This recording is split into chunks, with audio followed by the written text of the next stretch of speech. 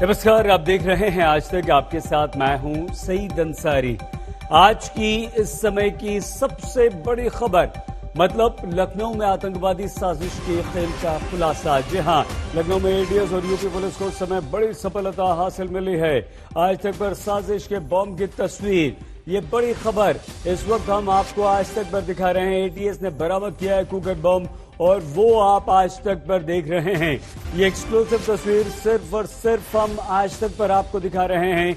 आज तक पर जो बम बरामद किया गया है उसकी ये एक्सक्लूसिव तस्वीर है, सिर्फ और सिर्फ। देखिए, तस्वीर ली है हमारे संवाददाता संतोष शर्मा ने भेजी। आप देखिए किस तरह से ये बम बरामद किया गया था और ये आतंकवादियों से बरामद विस्फोटक है जो सूटकेस में बंद है। इस कार में रखा गया वो सूटकेस है और ये वो कुकर बम भी है इसी में जो हम आपको इस समय दिखा रहे हैं। और ये वो घर है। एटीएस ने जब्त किए हैं हथियार भी इस बड़े सूटकेस में और ये बम है। ये देखिए दूसरी तस्वीर जो हम आपको दिखा रहे हैं, ये बम स्क्वाड कुकर बम जिसमें टाइमर का इस्तेमाल किया गया है। ये एक्सक्लूसिव तस्वीरें सिर्फ और सिर्फ आज तक पर आप देख रहे हैं। इस कुकर बम को बाहर लाया गया है और इसे गाड़ी में रखकर अब ले जाया जा रहा है इसे डिस्पोज करने के लिए। संतोष शर्मा के पास लिए चलते हैं जो वहीं पर मौजूद हैं। संतोष, बताइए, आंखों देखिए।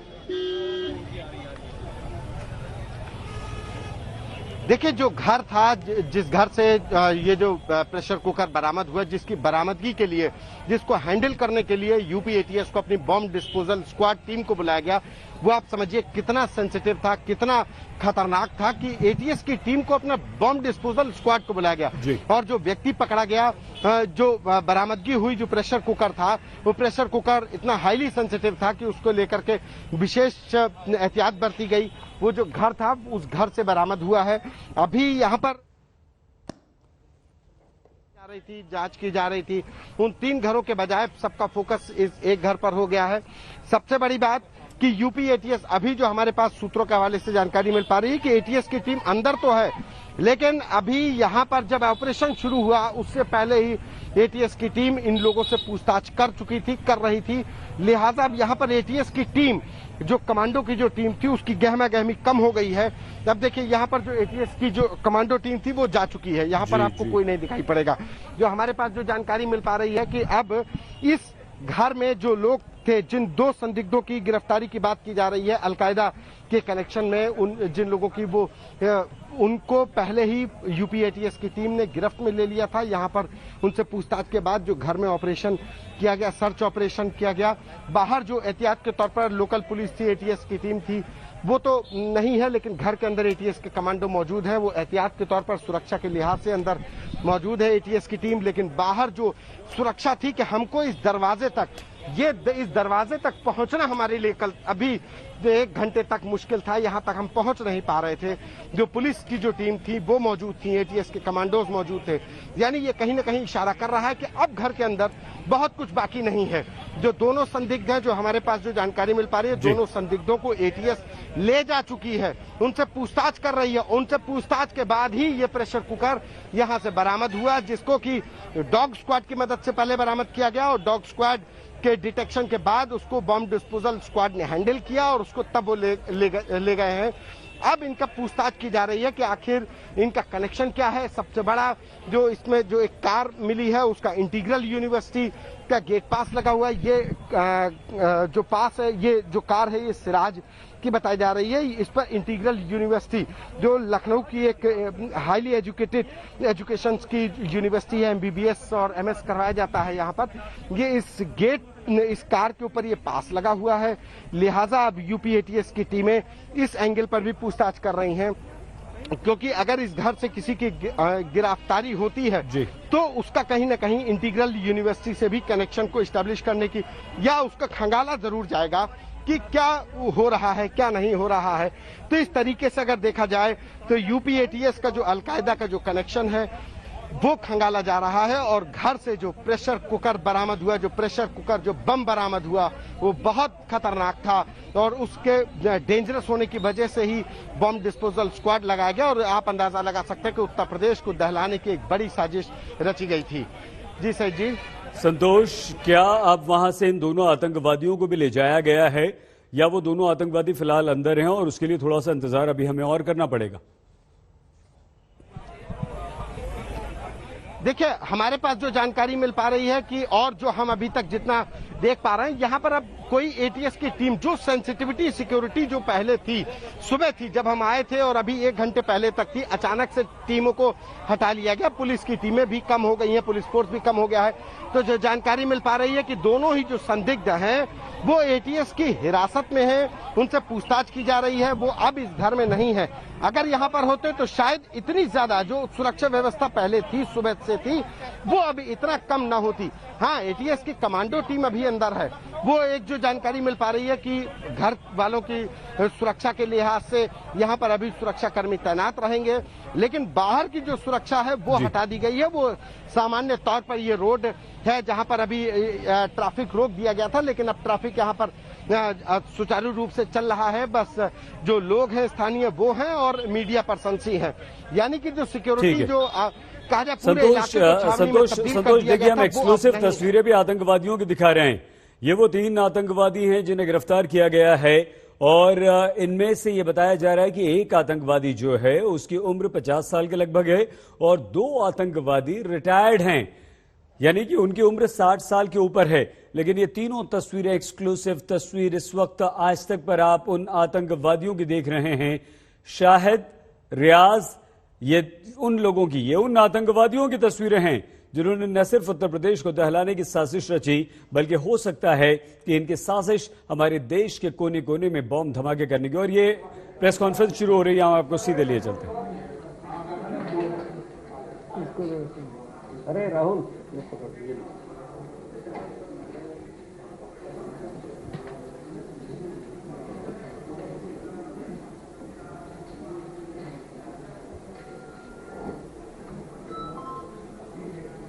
प्रेस नोट पहले बढ़ जाए फिर शुरू करें।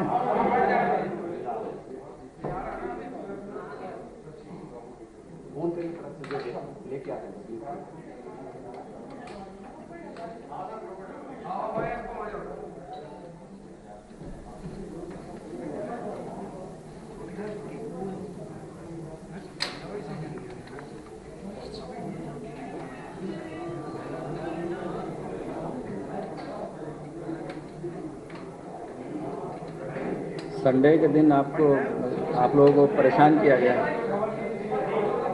हाँ,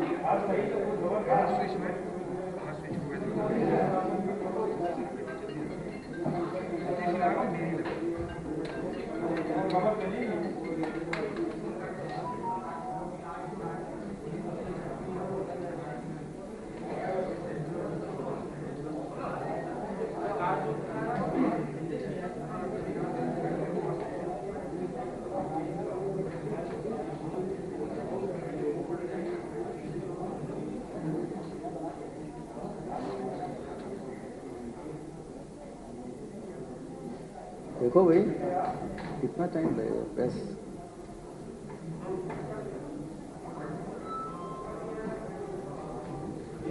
प्रशांत कुमार हैं, एडीजी लॉ एंड ऑर्डर, जो इस पूरे ऑपरेशन की जानकारी देने के लिए तैयार हैं। लेकिन एक बहुत बड़ी साजिश को यूपी एटीएस ने नाकाम कर दिया है और वो साजिश भी कोई ऐसी छोटी मोटी साजिश नहीं। जिंदा बॉम्ब उस घर में बरामद किया गया। ये कुकर बॉम्ब था। भारी मात्रा में हथियार वहां से बरामद किए गए और एटीएस ने छापा मारा, 3 घरों को घेरा। एटीएस के कमांडोज वहां पर मौजूद थे। देखो यहाँ जियो वाले तो भी लगा देते हैं।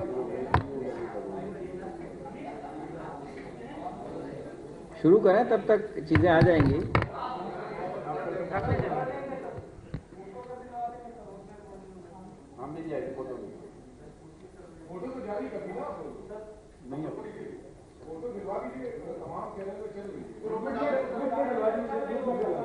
अभी डलवाते हैं। आज एटीएस उत्तर प्रदेश ने एक बहुत ही बड़े मॉड्यूल का पर्दाफाश किया। एटीएस के पूरी टीम को जिसका नेतृत्व IGATS कर रहे हैं वो बधाई के पात्र हैं। और ATS की हमारी टीम ने अल-कायदा समर्थित अंसार गजवातुल हिंद से जुड़े 2 आतंकियों को गिरफ्तार किया है। उनके पास से असलहे तथा विस्फोटक सामग्री बरामद हुई है।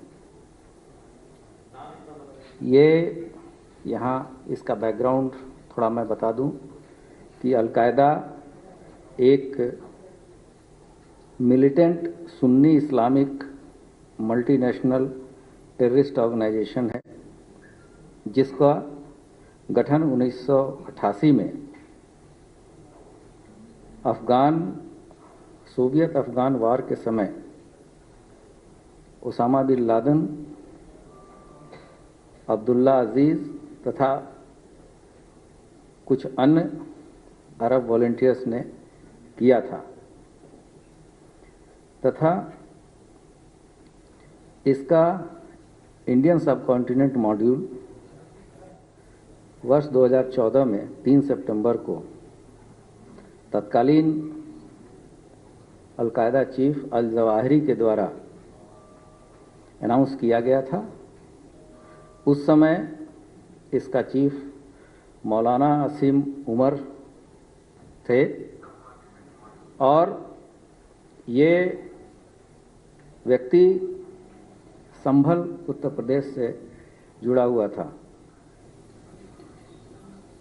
US अफगान ऑपरेशन में 23 सितंबर 2019 को ये मारा गया था। उसके बाद से इस अल-कायदा का उत्तर प्रदेश मॉड्यूल उमर हलमंडी नाम के व्यक्ति द्वारा चलाया जा रहा था। अभी आपको प्रेस रिलीज देंगे। उमर हलमंडी, और ये गतिविधियां पाकिस्तान अफगानिस्तान बॉर्डर क्षेत्र में पेशावर क्वेटा एरिया जो पाकिस्तान का है, वहां से आतंकवादी गतिविधि संचालित की जा रही है। उक्त कार्य के लिए उमर हलमंडी द्वारा भारत में अल-कायदा इंडियन सबकॉन्टिनेंट मॉड्यूल के संगठन में सदस्यों की भर्ती तथा उन्हें रेडिकलाइज करने का कार्य किया जा रहा है। इसी के अंतर्गत उमर हलमंडी ने कुछ जिहादी प्रवृत्ति के व्यक्तियों को लखनऊ में चिन्हित कर एवं उन्हें नियुक्त कर अल-कायदा का मॉड्यूल को खड़ा किया गया है। यह मॉड्यूल अंसार गजवातुल हिंद, जो कि अल-कायदा का ही एक अंग है, के अंतर्गत आतंकी घटनाओं को अंजाम देने के लिए तैयार किया गया है। इस मॉड्यूल के जो प्रमुख सदस्य हैं उनका नाम है मिन्हाज, मसीरुद्दीन व शकील। इनके नाम प्रकाश में आए हैं। इन लोगों ने उमर हलमंडी के निर्देश पर तथा अपने अन्य साथियों के सहायता से 15 अगस्त के पूर्व उत्तर प्रदेश के विभिन्न शहरों में, विशेषकर लखनऊ के महत्वपूर्ण स्थानों, स्मारकों, भीड़-भाड़ वाले इलाकों में विस्फोट करने, मानव बम आदि द्वारा आतंकी घटना कारित करने की तैयारी में थे। इसके लिए इनके द्वारा शस्त्र एवं विस्फोटक आदि भी एकत्रित किया गया था। ये सभी सूचनाएं हम लोगों ने, जो प्रारंभिक सूचनाएं मिली थी, उसको डेवलप किया है।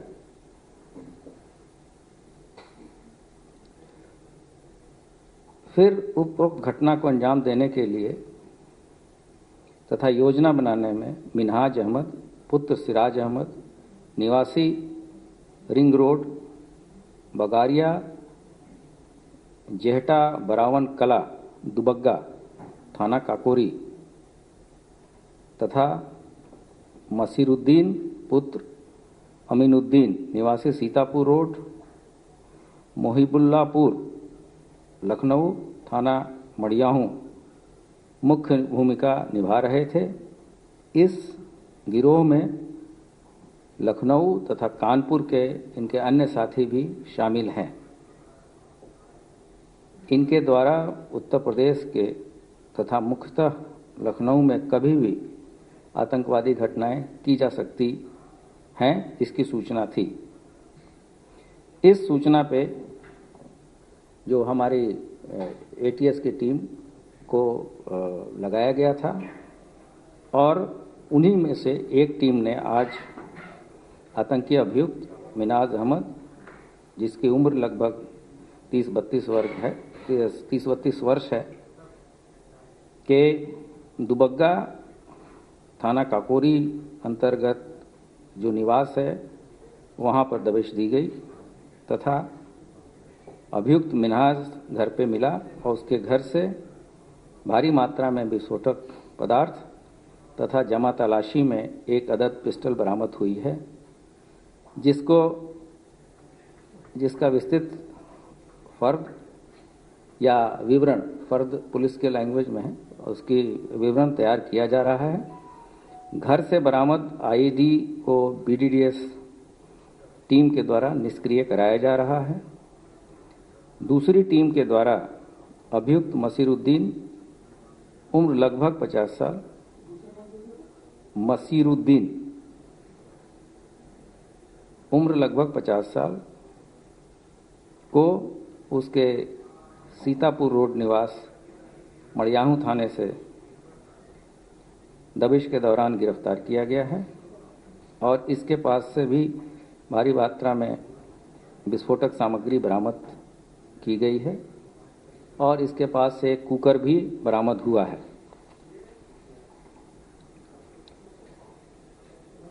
अन्य टीमों के द्वारा इन आतंकवादियों के अन्य सहयोगियों के तलाश के लिए विभिन्न स्थानों पर दबिश दी जा रही है। पूछताछ के दौरान हिरासत में लिए गए अभियुक्तों द्वारा अपने सहयोगियों के घर से भाग जाने की बात बताई गई है, जिसके क्रम में एटीएस की टीम द्वारा स्थानीय पुलिस से सहयोग लेकर सघन चेकिंग कराई जा रही है। इस प्रकरण में एटीएस थाने पे अभियोग पंजीकृत कराया जा रहा है तथा इन दोनों व्यक्तियों को माननीय न्यायालय के समक्ष प्रस्तुत किया जाएगा तथा पुलिस कस्टडी रिमांड लेके इनके तथा इनके अन्य साथियों के बारे में जानकारी प्राप्त की जाएगी। प्रेशर कुकर, आईडी एवं अवैध असलाहों को उपलब्ध कराने वाले अन्य व्यक्तियों के बारे में भी पूछताछ कर फिर आगे की अग्रिम कार्रवाई की जाएगी।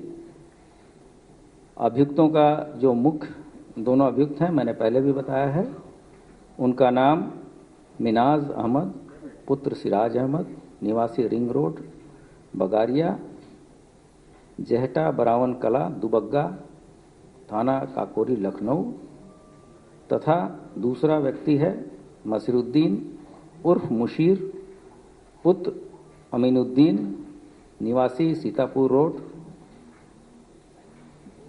मोहिबुल्लापुर लखनऊ थाना मड़ियाहूं।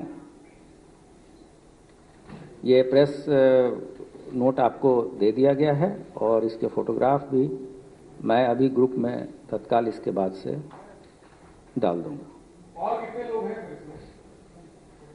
इसके बारे में तो मैंने उसमें लिखा है कि इसके अन्य साथी भी हैं और पूछताछ चल रही है।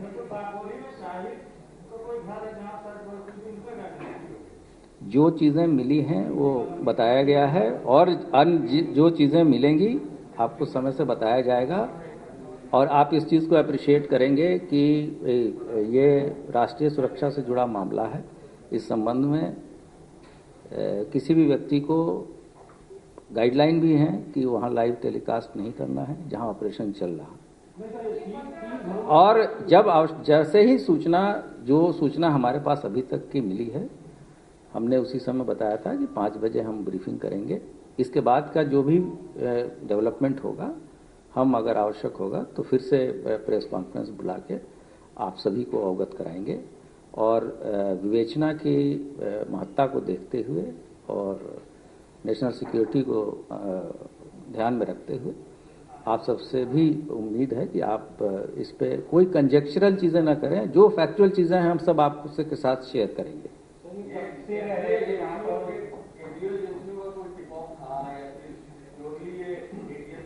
ये हमारे पास सोर्स को डिस्क्लोज करने के लिए कोर्ट भी हमें बाध्य नहीं करता, इसलिए जो भी सोर्स इंफॉर्मेशन हमारे पास थी उस पे हमारे एसटीएफ ने एटीएस ने इसको पूरी तरीके से डेवलप किया है और हमारी टीम ने इसमें सफलता पाई।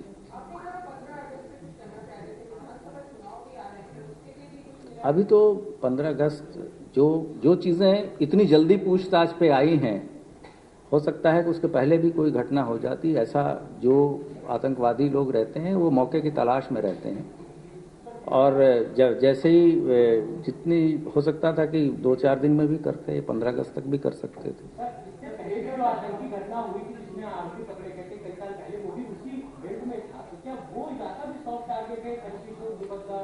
नहीं, अभी तो 2 डिफरेंट एरिया से लोग मिले हैं और वो दूसरा संगठन था, ये दूसरा मॉड्यूल है।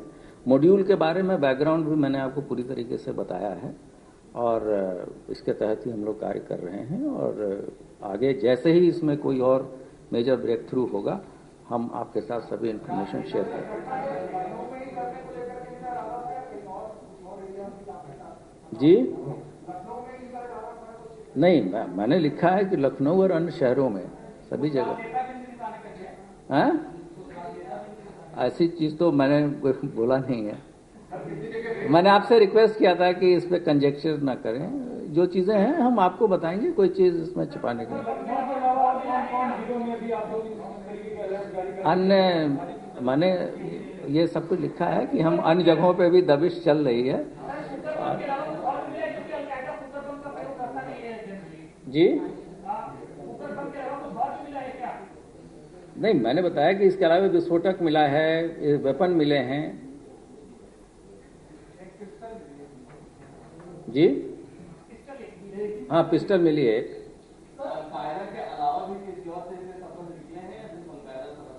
अभी जितनी जल्दी और जितनी तेजी से, ऑपरेशन से ज्यादा तेजी से हम आपके सामने चीजें बता रहे हैं, क्योंकि बहुत सारी चीजें प्रेस में अचानक चलने लगी और हम लोगों को भी कुछ चीजें संकलित करने के बाद से ही बताना था। तो जितनी सूचनाएं एकत्रित हो सकी हैं हम बता रहे हैं और इसके बाद से अगर कोई ऐसी बात होगी तो हम आपको जरूर अवगत कराएंगे। आप इसके अलावा कुछ बताएंगे? ये बताना आवश्यक नहीं, मैंने बताया कि सभी जगह हमारी साइमल्टेनियस हम टीमें भेजें।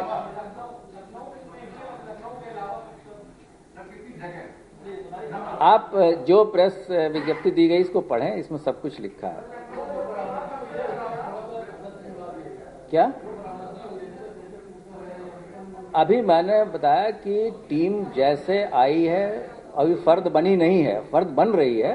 फिर भी चूंकि आप लोगों के लिए देरी हो रही थी, आपको प्रिंट मीडिया में भी हैं और आपके जो इलेक्ट्रॉनिक मीडिया में सभी लोग पूछ रहे थे लगातार, और बहुत बार हम लोग फोन उठा भी नहीं रहे थे कि किसको कहें, किसको मना करें, क्या बताएं।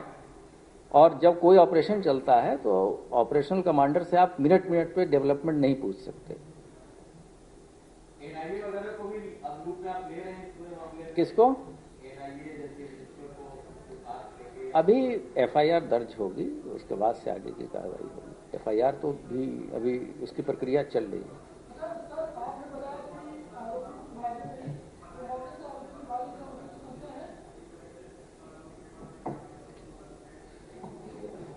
ये अभी इस बारे में जब इससे पूछताछ की गई थी, वैसे इसमें कई लोगों के बारे में जानकारी आई थी, लेकिन जब इनसे पूछताछ हुई तो इसने ये बताया है कि 2 लोग थोड़ी देर पहले किसी काम से गए थे।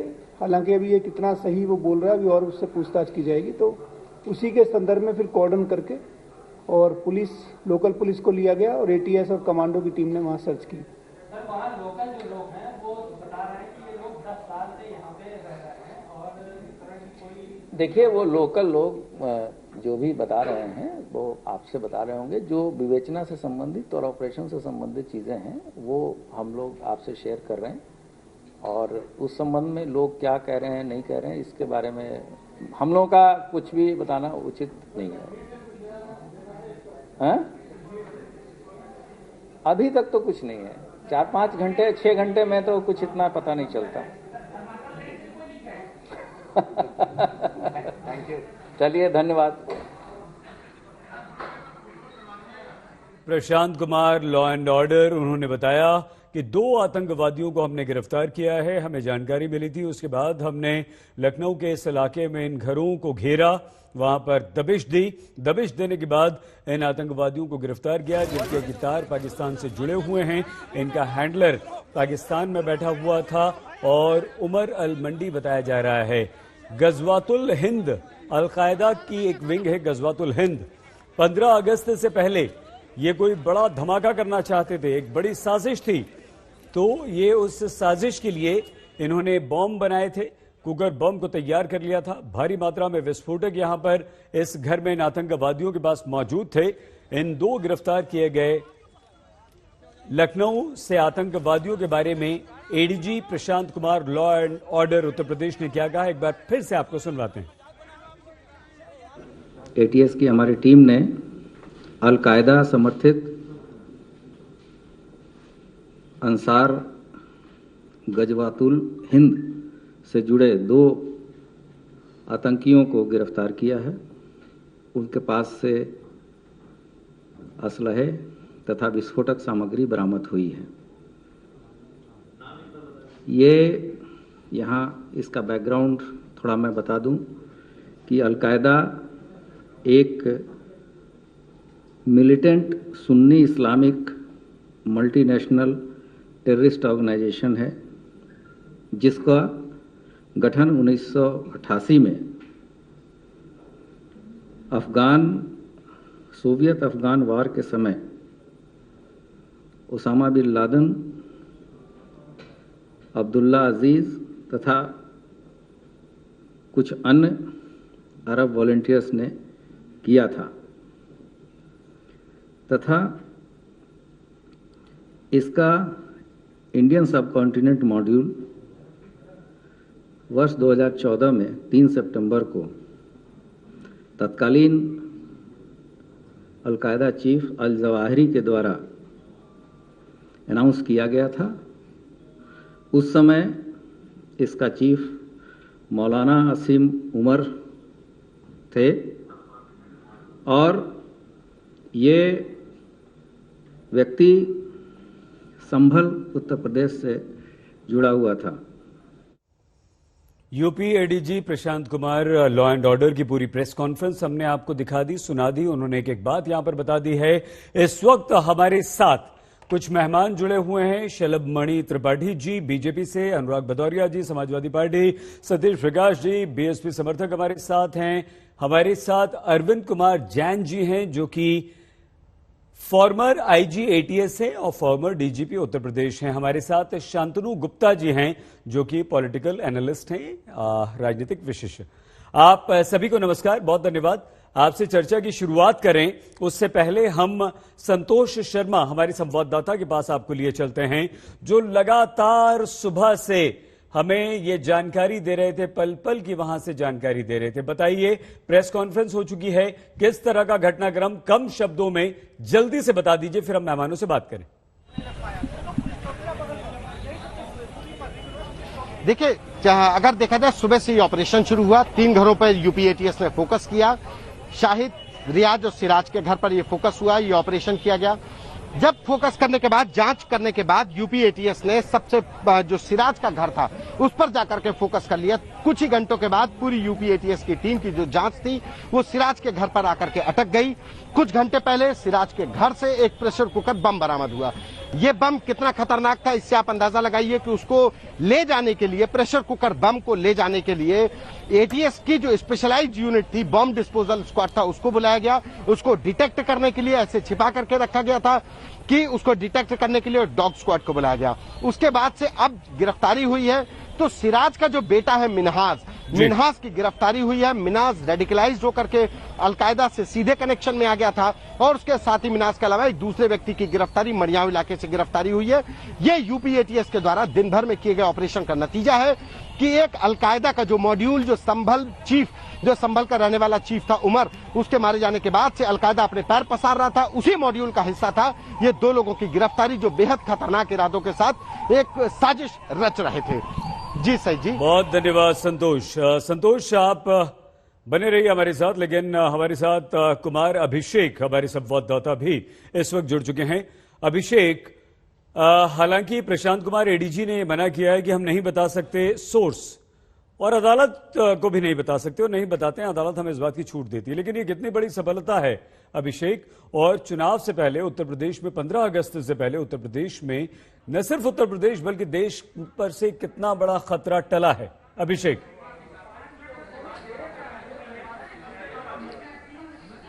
देखिए, अगर हम एडीजी लॉ एंड ऑर्डर के दावों को यकीन करें तो निश्चित तौर पर एक बहुत बड़ा खतरा था। और जो एडीजी लॉ एंड ऑर्डर ने साफ साफ बताया कि 15 अगस्त को लेकर एक बड़ी तैयारी, एक बड़ी साजिश रची जा रही थी और इसे ही एक तरीके से डिफ्यूज किया गया है। और जो उन्होंने नाम बताया वो अलकायदा का जो गजवातुल हिंद से समर्थित से ये जुड़े दोनों आतंकी, बाकायदा उन्होंने कहा कि ये दोनों आतंकी हैं और इन्हें गिरफ्तार कर लिया गया है। और इनकी गतिविधियों पर एटीएस बहुत समय से नजर रखी हुई थी, लेकिन अलकायदा को ये एटीएस को ये टिप ऑफ कहां से मिला, क्या केंद्रीय एजेंसियों ने दिया या फिर इनका स्वतः इनके पास ये टिप ऑफ आए थे, इस पर उन्होंने कुछ नहीं कहा। बड़ी बात उन्होंने जो ये कही है वो ये कि 15 अगस्त को लखनऊ और दूसरे शहरों को दहलाने की एक बड़ी साजिश थी जो कि अब नाकाम हुई है। 2 लोग पकड़े गए हैं, 2 लोग जो है वो फरार हैं। फरार शब्द से पहले उन्होंने कहा कि 2 लोग बाहर निकले थे, उन्हें पकड़ा नहीं जा सका, वो बाहर से निकल गए हैं। ऐसी स्थिति में बहुत ज्यादा एनआईए इस जांच को लेगी या नहीं, क्या केंद्रीय एजेंसियों ने कोई टिप ऑफ दिया था, क्या कश्मीर से कोई लिंक था, इन सब बातों पर फिलहाल जो एडीजी लॉ एंड ऑर्डर हैं या फिर एडीजी एटीएस के जो हैं उन्होंने भी कुछ खास नहीं कहा है। 2 लोग गिरफ्तार किए गए हैं और ये दोनों रेडिकलाइज हैं और उनका कहना है कि ये लोग आतंक की तरफ बढ़ चुके थे। ठीक है संतोष, हाँ जी अभिषेक बने रहिए। संतोष, हमने देखा कि वहां से कुछ सामान भी उन घरों से एटीएस की टीम जो है वो लेकर गई है। एक बड़ा ब्लैक सूटकेस, कुकर तो दिख रहा है लेकिन वो बड़े सूटकेस में क्या था, कोई जानकारी मिली है, कुछ पता चल पाया है, कुछ बताया एटीएस की टीम ने? देखिए, जो बड़े ब्लैक के कलर के जो सूटकेस थे वो हमारे सामने ही वो गाड़ियों से आए थे और फिर घर के अंदर गए। कुछ घंटे बाद उन ब्लैक कलर के सूटकेस फिर वापस आ गए। हमारे पास जो जानकारी मिल पा रही है वो यूपी एटीएस की डिवाइसेस थी जो डिटेक्ट करने के लिए थी, जो इनके लैपटॉप से जो मोबाइल थे वो यूपी एटीएस ने इस ऑपरेशन को इतनी तेजी से अंजाम दिया क्योंकि उनको जो इनपुट मिला था वो मिला था कि उसको क्विक ऑपरेशन करना है। लिहाजा जो डिवाइसेस थी वो वहां पर उसको डिटेक्ट करने के लिए कि प्रेशर कुकर कहां रखा। प्रेशर कुकर हमारे सामने आया, हमने अपने दर्शकों को दिखाया कि कैसे प्रेशर कुकर को बहुत ही एहतियात से बॉम्ब डिस्पोजल स्क्वाड लेकर के जा रहा था और इतना खतरनाक था कि एटीएस की टीम ने हमको उस गाड़ी के पास खड़े नहीं होने दिया, हाथ नहीं रखने दिया कि हम वहां पर जाकर के अपने दर्शकों को वो तस्वीरें पहुंचा सके, हम वहां से कुछ बोल सके। एटीएस ने साफ तौर पर मना कर दिया कि इस गाड़ी को नहीं छूना, क्यों, अगर वाइब्रेशन होगा तो ब्लास्ट हो सकता है। ये इतना सेंसिटिव था। उसी ऐसी तमाम चीजों के लिए यूपी एटीएस जो टेक्निकली जो इक्विपमेंट्स थे उनको लेकर के गई थी और जो तस्वीरें जो सामने आई, जो सूटकेस थे वो अभी तक बताया जा रहा है कि इसमें कुछ चीजें जरूर मिली हैं यूपी एटीएस को। जो इनकी छापेमारी से पहले यूपी एटीएस को जो जानकारी मिल पाई कि कुछ सामान नष्ट किया गया, कुछ चीजें जलाई गई, कुछ डिवाइसेस खराब किए गए, तो उनको भी डिटेक्ट करने की कोशिश की गई है। तो लिहाजा ठीक है संतोष, हम दोबारा आपके पास आएंगे। विभिन्न राजनीतिक दलों के नेता प्रवक्ता इस वक्त हमारे साथ हैं। शलभ मणि त्रिपाठी जी बीजेपी प्रवक्ता, शलभ जी, आपको लगता है कि एटीएस थोड़ा सा इंतजार कर रही थी, जो खुफिया सूचना उसके पास आई थी जब सही समय था तब रिएक्ट किया, या कहीं ना कहीं बरसों से ये लोग रह रहे हैं भीड़ भाड़ वाले इस इलाके में, 3 घरों में इस तरह की आतंकवादी गतिविधियां चल रही हैं और हमारे खुफिया तंत्र को पता भी नहीं चला? शलभ जी। नहीं सही भाई, मुझे लगता है कि आज हम सबको, हम भले ही अलग अलग विचारधाराओं से आते हों, अलग अलग पृष्ठभूमि से आते हों, लेकिन निश्चित तौर पर हम सभी देश के वासी हैं, देश के वासी हैं, जिम्मेदार नागरिक हैं। मुझे लगता है कि हमारी सुरक्षा एजेंसियों को इस बात की बधाई मिलनी चाहिए कि उन्होंने ये पूरा ऑपरेशन बहुत ही सफलतापूर्वक पूरा किया है। पूर्व डीजीपी AK जैन साहब यहाँ पर उपलब्ध हैं। मुझे लगता है कि इस विषय पर, क्योंकि आपने बहुत ही टेक्निकल सवाल पूछा है, मुझे लगता है ज्यादा बेहतर बता पाएंगे, लेकिन इतना मैं जरूर कहूंगा कि 15 अगस्त के पहले एक बहुत बड़ी साजिश थी, बहुत बड़ी तैयारी थी उत्तर प्रदेश को दहलाने की, खासतौर पर लखनऊ को लेकर। उत्तर प्रदेश का अगर आप देखेंगे तो इतिहास रहा है, यहाँ सीरियल ब्लास्ट हुए हैं, अयोध्या में हुआ था, काशी में हुआ था, लखनऊ में हुआ था, और अगर आप पिछले कुछ दिनों के दौरान देखेंगे तो तमाम सारी जो PFI की गतिविधियां हैं वह भी पकड़ के आई। आप देखिए, एक व्यक्ति मथुरा में गिरफ्तार हुआ जिसको अभी तक, जो PFI का एक पत्रकार उससे जुड़ा हुआ बताया जाता है, जिसको हाईकोर्ट सुप्रीम कोर्ट तक ने अभी तक जमानत नहीं दी है। तो हमें लगता है कि निश्चित तौर पर हमारी जो एजेंसियां हैं, हमारी जो पुलिस के लोग हैं, मैं वो दृश्य देख रहा था कि कैसे जो ATS के लोग हैं, वो जो विस्फोटक है उसको अपनी जान पर खेलकर किस तरह हमारे और आपके लिए उसको किस तरह डिफ्यूज करके ले जा रहे हैं। तो ऐसे में आज उनको बधाई देने का वक्त है, बधाई देने का क्षण है, और निश्चित तौर पर मैं मानता हूँ कि उत्तर प्रदेश की पुलिस ने, उत्तर प्रदेश की ATS ने बहुत ही शानदार कार्य किया है। एक बड़े गैंग को बॉस्ट आउट किया, एक बड़े साजिश का खुलासा किया। निश्चित तौर पर पुलिस और ATS सभी को बधाई देनी चाहिए। शलभ जी, इसमें कोई शक नहीं कि ये एक बड़ी सफलता है, एक बहुत बड़ी साजिश को यूपी ATS ने नाकाम किया है, इसमें कोई दो राय नहीं। लेकिन डर ये लगता है शलभ जी कि कहीं देर ना हो जाए, क्योंकि बैग भरकर वहां से हथियार विस्फोटक गया है, वहां से जिंदा बॉम्ब, कुकर बम बरामद किया गया है। तो ये सब चीजें पहुंची ही क्यों, पहले ही उसे क्यों नहीं रोक दिया गया, ये सवाल उठता है। लेकिन हम जैन सर से भी इस बारे में पूछेंगे। अनुराग भदौरिया जी, आपको लगता है कि 15 अगस्त और यूपी चुनाव से पहले न सिर्फ यूपी में धमाकों की साजिश, बल्कि माहौल बिगाड़ने की एक साजिश को भी हमारी यूपी ATS ने नाकाम किया है, और समय रहते आप मानते हैं कि एक बड़ी साजिश को टाल दिया गया, एक बड़े खतरे को हमने टाल दिया है? देखिए, मैंने पहले बोला था और फिर बोलता हूं कि जो हमारी नागरिक सुरक्षा होती है वो सबसे बड़ी चीज है। लेकिन उत्तर प्रदेश की पुलिस का आप निकम्मापन देखिए कि इतने दिनों से वहां पे लोग रह रहे हैं, बारूद वहां पे 4 सूटकेस बारूद इकट्ठा हो चुका है, इतनी सारी एक्टिविटीज चल रही है, गैरेज भी चल रहा है इतने दिनों से। वहाँ लोकल जो पुलिस होती है वो सारे दिन वहीं घूमती रहती है और पुलिस को भनक नहीं। इसके मतलब उत्तर प्रदेश की पुलिस तो कोई काम कर ही नहीं रही है। उसको तो सिर्फ समाजवादी को पकड़ना होता है तो 1 सेकंड पकड़ के ले आते हैं उसको। अगर कल चुनाव है तो आज समाजवादी को घर से उठा लेंगे, उनके हाथ से लाठी भी होगी तो ले आएंगे। लेकिन इतनी बड़ी घटना को अंजाम देने वाले लोग हैं वो उनकी लोकल पुलिस नहीं पकड़ पा रही है, ना उनको भनक लग रही है। इसके मतलब कि उत्तर प्रदेश में पुलिस का राजनीतिकरण कर दिया गया है कि भाई आपका एक ही काम है, समाजवादियों को पकड़ो, उनके ऊपर FIR करो, क्योंकि उन्हीं को जेल में डालो, क्योंकि हमें सत्ता चाहिए, हमें सत्ता की भूखी है। जनता की सुरक्षा की चिंता उन्हें नहीं है, सत्ता की चिंता है। मिठाई बांटो। महाराज ने यहाँ पे कहते हैं महिलाओं का चीरहरण करके, यहाँ पिस्तौल बारूद चला के, लोगों पे FIR करके, पर्चे फाड़ के हमने ब्लॉक प्रमुख का चुनाव जीत लिया है। मिठाई बांटो, लड्डू खाओ। लेकिन इतना बड़ा जो एक्टिविटीज हो रही है उसके बारे में चर्चा नहीं, उसके बारे में इनको कानो खबर नहीं, जो यहाँ पे इस तरह की बारूदें इकट्ठी हो गई। इसके मतलब आप उत्तर प्रदेश के अंदर में 4 साल से ऐसा क्यों हो रहा है? भाई ये घटना 4 साल 3 साल से तो हुई है ना, जैसे आपके रिपोर्टर ने बताया कि लास्ट 3 साल से ऐसा हो रहा है। तो 3 साल से अगर वहां कोई गैरेज खोल के रह रहा है और लोकल पुलिस को पता ही नहीं, इसके मतलब पुलिस काम नहीं कर रही है। पुलिस हमारे नागरिक सुरक्षा के साथ खेल रही है, पुलिस अपनी जिम्मेदारी से भाग रही है, पुलिस का राजनीतिकरण हो चुका है, पुलिस सिर्फ समाजवादियों के पीछे भाग रही है। समाजवादियों को कैसे पकड़ लिया जाए, कैसे चुनाव जीत लिया जाए, कैसे चुनाव पे कब्जा कर लिया जाए। आपने पुलिस को तो समाजवादी पीछे चुनाव में और ब्लॉक प्रमुख में और पंचायती चुनाव में लगा दिया है, तो पुलिस यहाँ पे नागरिक की सुरक्षा कैसे करेगी? ये उत्तर प्रदेश के लोगों के लिए चिंता की बात हो गई है। आपने पुलिस को तो अनुराग जी समाप्त कीजिए ना, समय कम है और भी मेहमानों से बात करना है अनुराग जी। लेकिन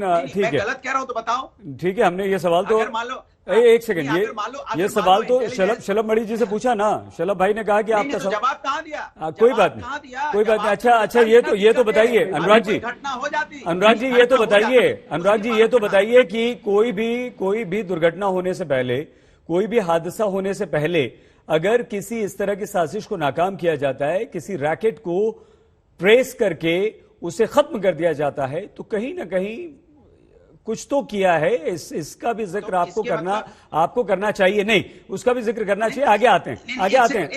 हाँ, जल्दी से। उत्तर प्रदेश में पुलिस का खौफ खत्म हुआ है। कोई भी आके यहाँ पे आतंकी आके रह सकता है। वो सवाल तो आपने उठा दिया, कर सकता है वो सवाल आपने उठा दिया, लेकिन यूपी एटीएस ने जो किया, मार सकता है, यूपी एटीएस भी हत्या, चोरी, डकैती, लूट मार कर सकता है। नहीं, बिल्कुल नहीं कर सकता, बिल्कुल नहीं कर सकता, मार सकता है, बिल्कुल नहीं कर सकता अनुराग जी, बिल्कुल नहीं कर सकता। लेकिन यदि बिल्कुल नहीं कर सकता अनुराग जी, लेकिन अगर जिंदा बॉम्ब को बरामद कर लिया जाता है, विस्फोटक को बरामद कर लिया जाता है कहीं पर विस्फोट करने से पहले, तो क्या वो भी अपनी जान जोखिम में डाल के भी यूपी एटीएस के लोग गए ना अनुराग जी अंदर? गाली भी दे देगा तो इन्हें से लग जाएगा। ठीक है, वो अरे वो आपकी राजनीतिक लड़ाई है। राजनीति नहीं है। सतीश प्रकाश जी, ठीक है, आते हैं ना, अगली बार जब आएंगे तब आप अपनी भड़ास निकालिएगा प्लीज। अनुराग भाई आते हैं आपके पास, और भी मेहमान हैं। सतीश प्रकाश जी, आपको लगता है कि एक बड़ी साजिश को नाकाम करना और ये सब सही समय रहते इसको नाकाम कर दिया गया है, या देर हो गई? वहां पर असला, वहां पर विस्फोटक, वहां पर ये कुगर बम आना ही नहीं चाहिए था, उससे पहले ही इसे खत्म कर देना चाहिए था। नहीं, देखिए उत्तर प्रदेश की पुलिस जो है कहीं ना कहीं बधाई की बात है। दुर्घटना नहीं घटी उससे पहले इन लोगों को गिरफ्तार कर लिया, कहीं ना कहीं उत्तर प्रदेश पुलिस की ये सफलता है। लेकिन आपको 2-3 चीजें ध्यान रखनी चाहिए कि कल तक यही उत्तर प्रदेश की पुलिस बीजेपी को कहीं ना कहीं सत्ता दिलाने में बिजी थी। अचानक से कल चुनाव खत्म होते हैं और वहां के लोग, जो लोकलिटी के लोग हैं, वो ये कहते हैं कि 10 साल से ये लोग रह रहे थे। और अभी एडीजी साहब ने ये कहा कि 2019 से ये लोग सक्रिय थे।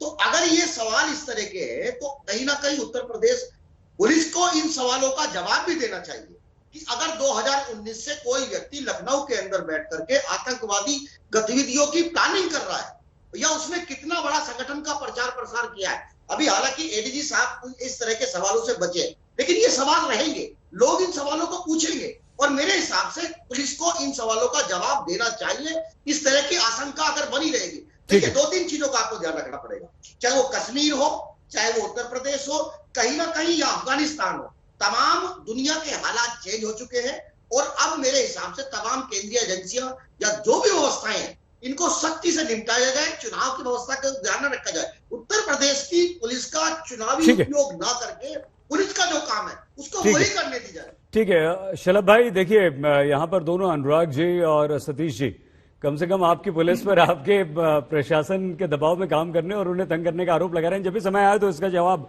आप अवश्य दीजिएगा कि क्या पुलिस को आप इस्तेमाल करते हैं क्या? हाँ नहीं, लेकिन दो मेहमान है ना, हम उनके पास चले जाएं, फिर उसके पास आपके पास आते हैं। जैन सर प्लीज आप ये बताइए हमें कि ये यहां पर एटीएस बधाई की पात्र है या देर भी हो सकती थी? अगर अभी ये पता नहीं चल पाता, अभी ये साजिश नाकाम नहीं होती, तो तैयारी तो पूरी हो गई थी। ये कुगर बम जो है वो जिंदा था, बिल्कुल उसे कहीं प्लांट किया जा सकता था, धमाका किया जा सकता था। क्या मानते हैं आप जैन सर? देखिए मैं तो यही कहना चाहूंगा कि एटीएस के द्वारा एक देश के स्तर का उत्कृष्ट कार्य किया गया है। ये जिस भूमिका में, जिस बैकग्राउंड में एटीएस का गठन हुआ था, यहाँ पर 3 कचहरियों में ब्लास्ट हुए थे, लखनऊ में, फैजाबाद में, वाराणसी में। तब उसके बाद इसके गठन की आवश्यकता को महसूस किया गया था और उसके बाद से जो इनका कार्य रहा है वो बहुत ही सराहनीय है। देश में एटीएस ने बहुत सी घटनाओं को होने से रोका है और ये भी जो घटना है इसमें जो मुझे पता चला है विश्वस्त सूत्रों के माध्यम से, एक दो दिन में भी कोई घटना करने का प्रयास हो सकता था। इसलिए सही समय पर जब इंटेलिजेंस कलेक्शन पूरा होता है और जब मुकम्मल सूचना होती है तभी उसके ऊपर कार्रवाई होती है। बहुत अच्छी कार्रवाई की गई है। अभी तो इस मॉड्यूल के कुछ लोग कानपुर के हैं, कुछ और हैं जिनकी गिरफ्तारी होनी है। और ये ऐसा नहीं है कि ये सिर्फ यूपी में ही मॉड्यूल है, इसमें देश के अन्य हिस्सों में भी होंगे जिनको जो धीरे धीरे एक्सपोज होंगे। ये बहुत ही एक उत्कृष्ट स्तर का कार्य किया गया है और इसके लिए मैं आईजी एटीएस श्री गोस्वामी, उनकी टीम और एडीजी लॉ एंड ऑर्डर सबको बधाई देना चाहूंगा।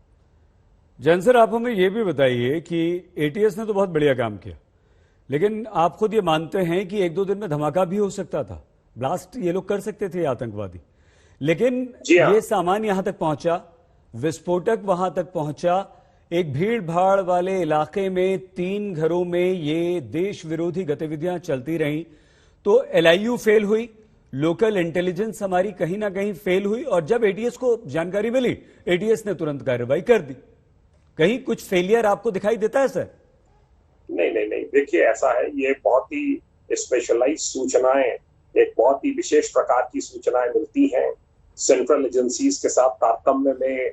स्टेट की पुलिस, एटीएस, एसटीएफ काम करती है, वहां से भी बहुत सी सूचनाएं मिलती हैं, फिर उनको डेवलप किया जाता है, इसमें रेकी की जाती है, बहुत दिनों तक इस पे वॉच रखी जाती है, और जब ये विश्वास हो जाता है कि हाँ यहाँ पर कुछ इस प्रकार की गतिविधियां पनप रही हैं और कुछ इस प्रकार का सामान एकत्र किया जा रहा है कि आगे चलकर कोई विस्फोट जल्दी से जल्दी कर सकते हैं, तभी उसको जो है उसका पर्दाफाश किया गया है। सर एक क्योंकि समय थोड़ा सा कम है, थोड़ा सा हमें समझा दीजिए। ठीक है, हम कार्रवाई तभी करेंगे जब पूरी तरह से आश्वस्त हो जाएंगे, हम कंफर्म कर लेंगे कि हाँ ये आतंकवादी हैं या यहाँ पर देश विरोधी गतिविधियां चल रही हैं। लेकिन क्या उससे पहले जो संदिग्ध होते हैं उन लोगों पर और उन घरों पर इतनी पैनी नजर हमारे खुफिया तंत्र की होती है कि अगर वो कुछ करने जाए तो वहां उन्हें रोका जा सकता है। ठीक है, कार्रवाई हम बाद में करेंगे, लेकिन नजर तो होती है। ये आश्वासन तो देश की जनता को जाना चाहिए। क्या ऐसा होता है सर?